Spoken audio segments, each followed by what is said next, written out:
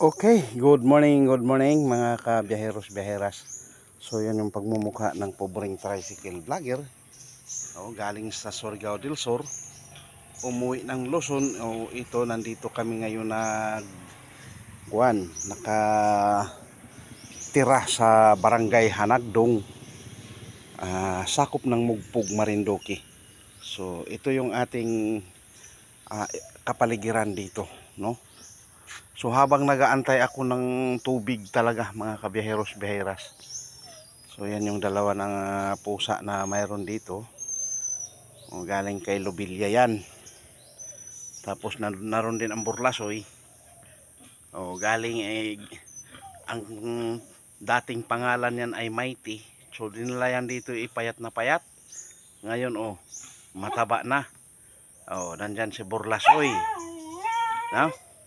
So habang nagaantay ako ng tubig, kay sobrang hina ng tulo ng so maglinis muna ang pobreng tricycle vlogger ng kaunti sa tirahan.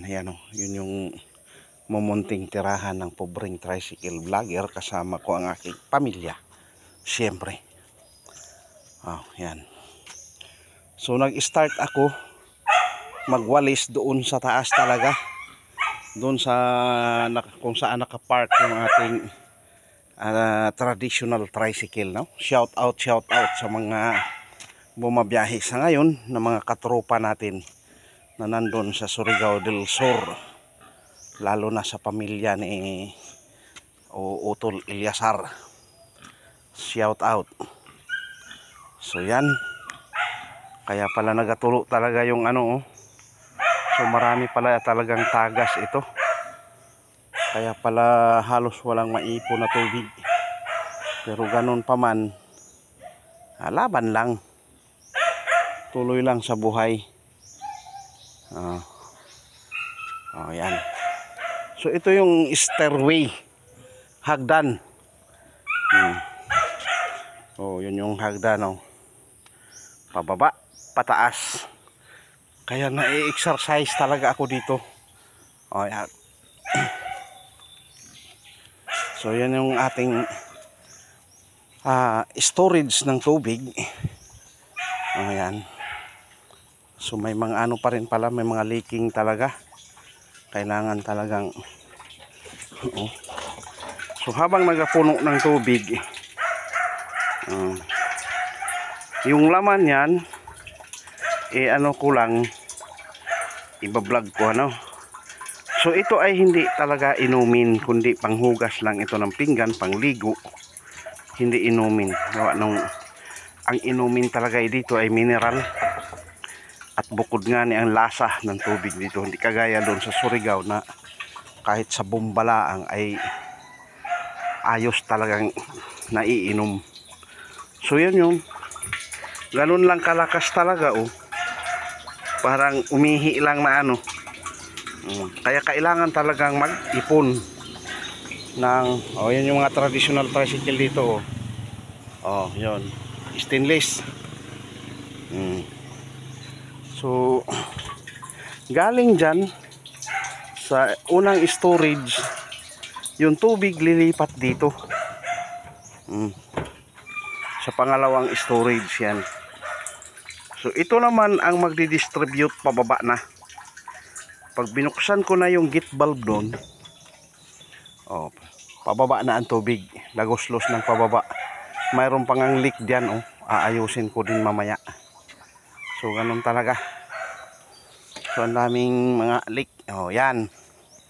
So tuloy tayo, So yun ang buhay talaga ng pobreng tricycle vlogger na galing Mindanao.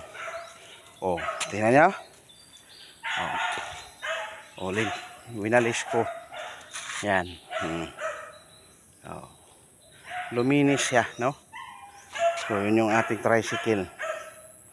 So okay. So thank you sa lahat ng mag-like, mag-share, mag-subscribe ng ating Facebook page. Ganoon na rin sa ating Facebook account at sa ating YouTube channel, Alfred Uhaw TV Vlogs. Yan. Yan.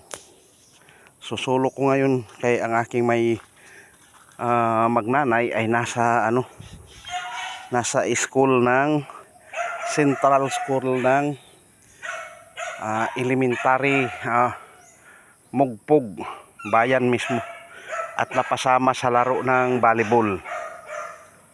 Sumunod yung pusa.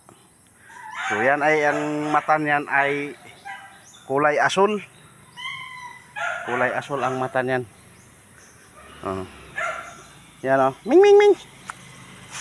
Tingnan nga. Ming ming ming. Ming ming. Kulay asul ang ano niyan. Mata. Yan yung ating araw-araw na mga gawain ngayon dito. Maglinis ng ating tirahan, maglinis ng kapaligiran, kay mahirap panirahan na na marumi at gawa ng paniguradong may ahas talaga. Kasi nung unang dating namin diyan ay nakakita ako ng pinaglunuhan ng cobra. Hindi ko makita kung saan nagaano dahil yung kabila masukal, kabilang area, baka nandyan yan nagtatayo ng kanyang mansyon yung ahas. Yung kabila din ganun din, kaya inuutay-utay namin na malinis, winawalis namin para mahiya baga. Mahiya yung ahas na pumasok sa area na malinis. So good morning, shout out sa lahat ng makapanood ng ating videos, pagpasensyahan nyo na talaga, at talagang ang ating pag-upload ay kapag may load may upload, pag walang load walang upload. Yun, ako ay nakaupo lang dito muna, talagang nabuilo. Okay, thank you ng marami, thank you very much. Bye bye, God bless, and to God be the glory. Yan yung ating kasama from Mindanao to Luzon. Okay.